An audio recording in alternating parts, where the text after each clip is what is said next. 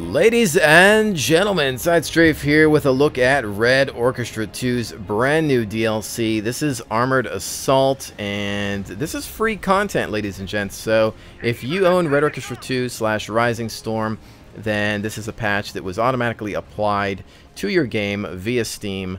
And the footage I'm going to bring you here today is from last night. We happily spent all of our time multi-crewing tanks, and it was a blast. Literally. So let's go ahead and go down the list of things you're going to get from this Armored Assault DLC, keeping in mind once again that it is free. You get the German MG42 light machine gun, the Soviet T-70 light tank, the German Panzer III Ausführung M light/medium tank, contest map Kobura, which features the Americans defending a jungle airstrip in Burma against ferocious Japanese assault.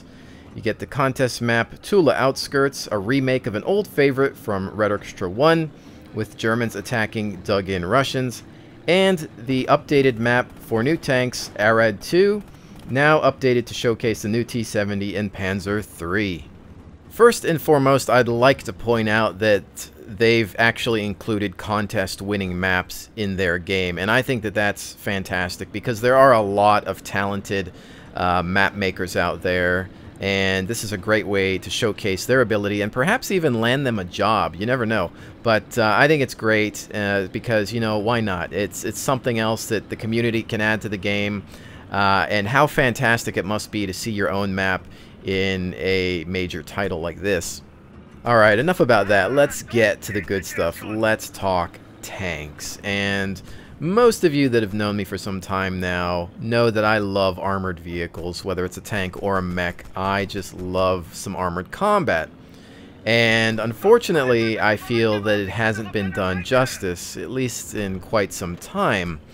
We've all played World of Tanks and War Thunder, but those games are far too arcadey, and it seems that their major focus is selling the next premium package instead of improving the game or adding anything for those of us that appreciate a level of realism.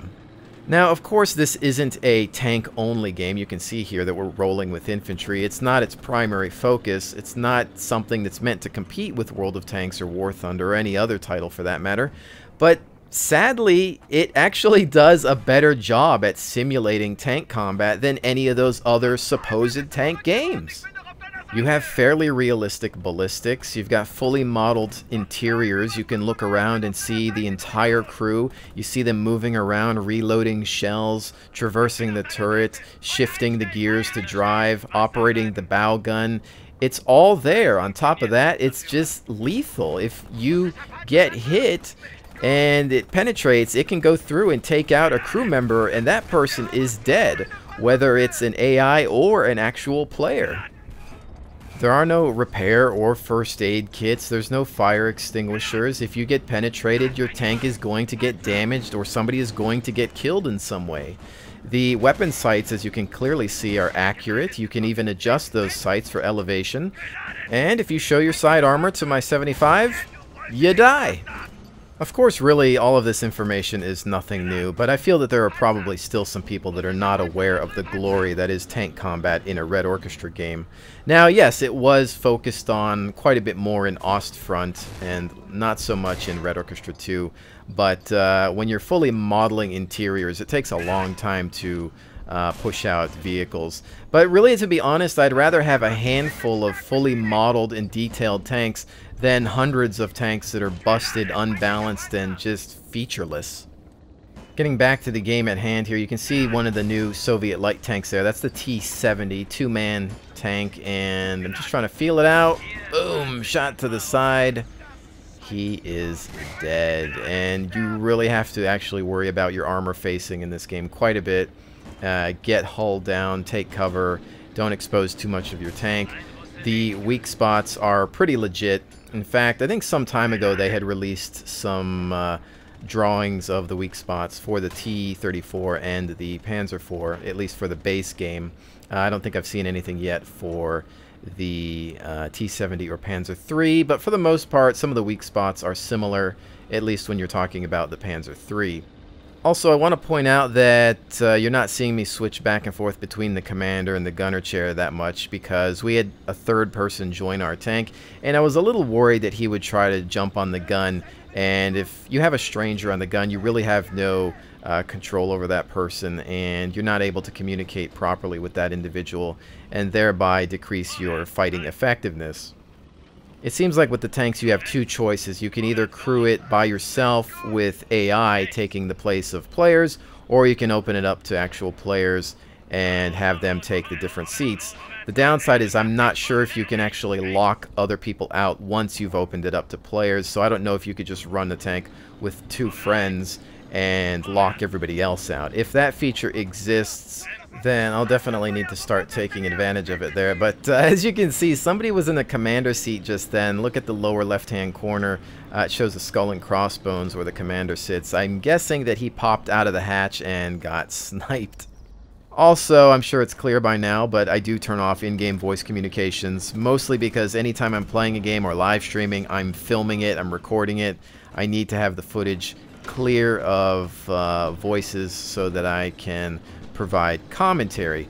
On top of that, not everybody there is talking tactics, and in many cases you get people that are just talking garbage that doesn't belong on my YouTube channel. So if you are trying to communicate with me via voice in Red Orchestra or any other game and I don't respond, don't take it personally. I'm either busy trying to do some sort of live commentary, or I have voice comms turned off so that I can save the footage for later.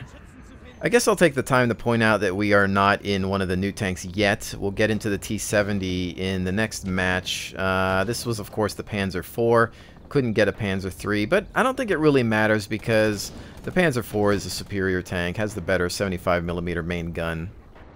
I suppose I should probably talk about some downsides. If I were to think of something right now, I'd have to say the sound effects in this game are not fantastic.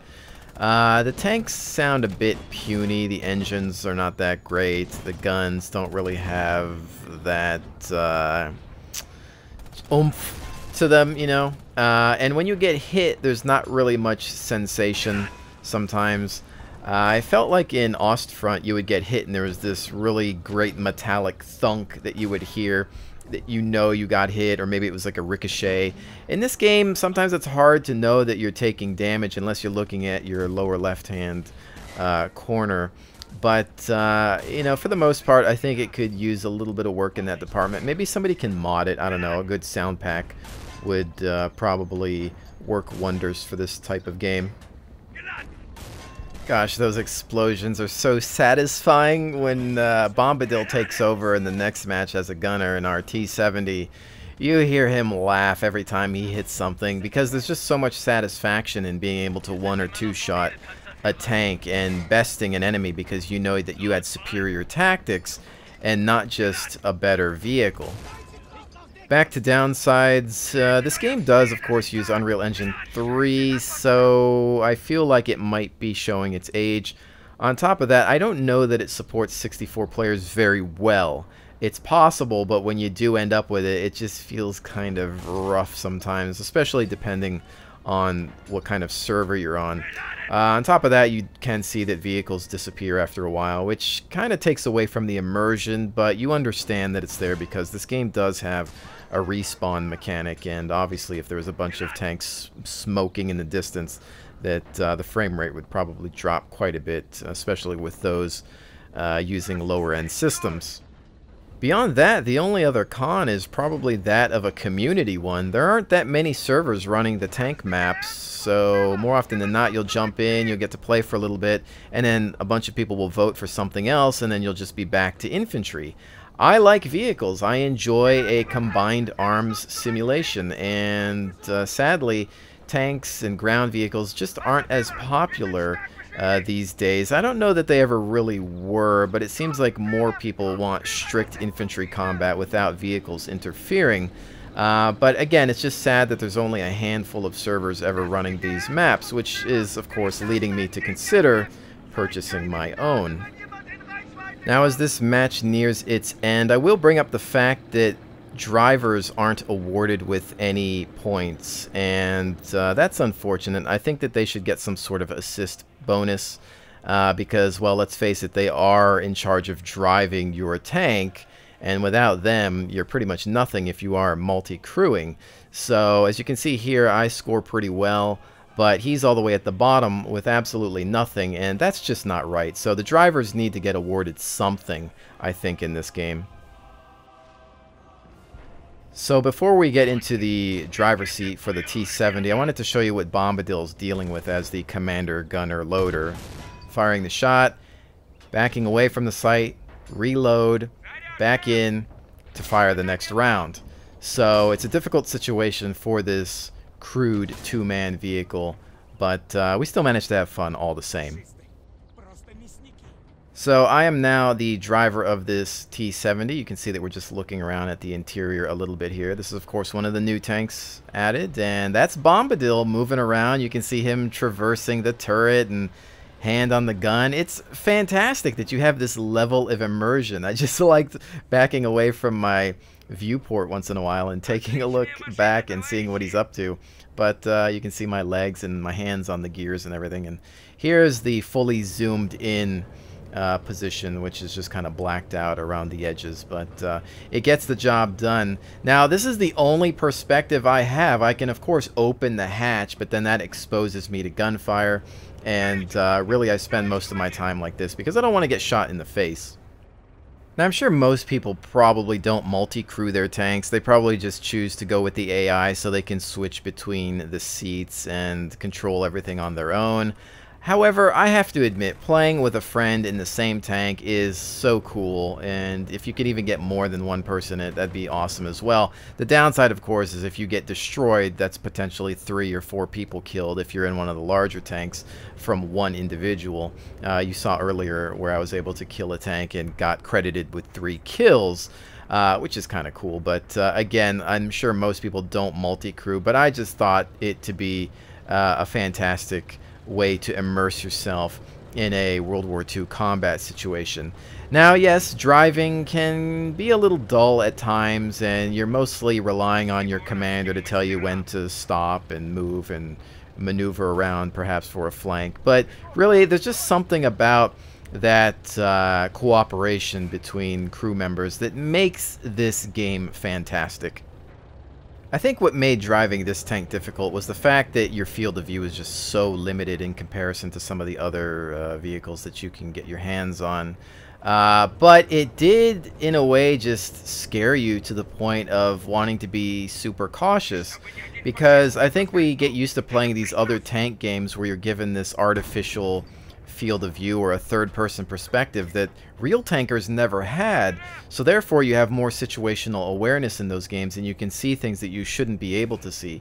Here you're dealing with a real-world situation where this is what they had to deal with, and you have to react accordingly to keep yourselves alive. It's just a situation and experience that has yet to be properly conveyed in any other video game, and I think it's something that everyone should experience, whether you're a tank fan or not, to have a certain level of appreciation as to what people had to do back in those days, or at least to appreciate what the players are going through while they're supporting your infantry movements. It's just something I can't really even put into words. Just seeing it here doesn't do justice, because a large part of it is also the communication that's going on between the driver and the commander.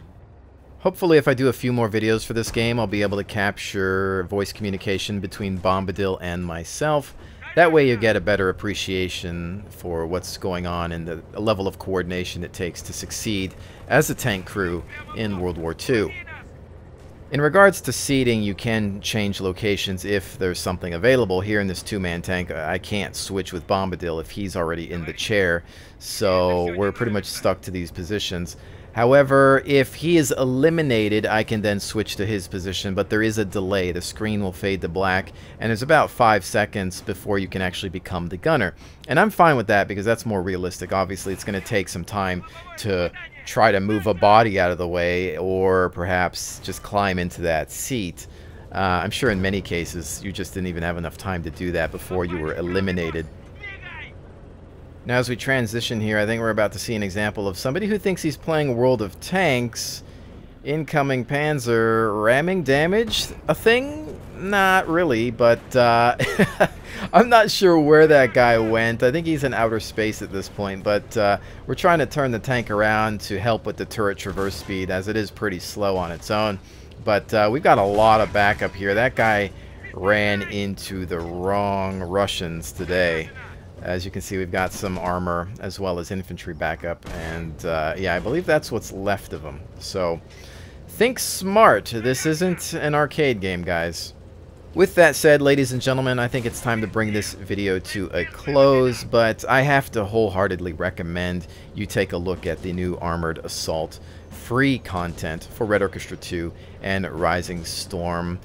I'm amazed that Tripwire Interactive was able to deliver unto us this quality for free. I'm not sure why they're being this nice.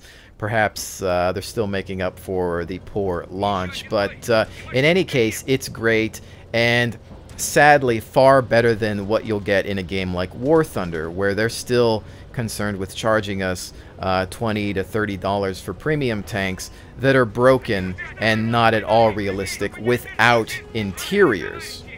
On top of that, I think in order to achieve a proper tank simulation, you actually need infantry, because many of the tanks in World War II were designed to support infantry and not directly engage enemy armor. So that's why you end up with the imbalances in games like World of Tanks and War Thunder, even though they're far more arcade. And so while I don't usually ask viewers to share my content, I would say that in this case it's necessary, because I think players and developers alike need to see that this is the way you do tank combat alongside infantry. This is the most fun. This is the way it needs to be done, and we need to see more games like this because there is an interest. We want better tank games. We want multi-crew support. We want interiors. You don't have to give us hundreds of tanks, but a handful of really well-built ones. So with that, ladies and gentlemen, thank you so very much for joining me. I will definitely see you on the next one.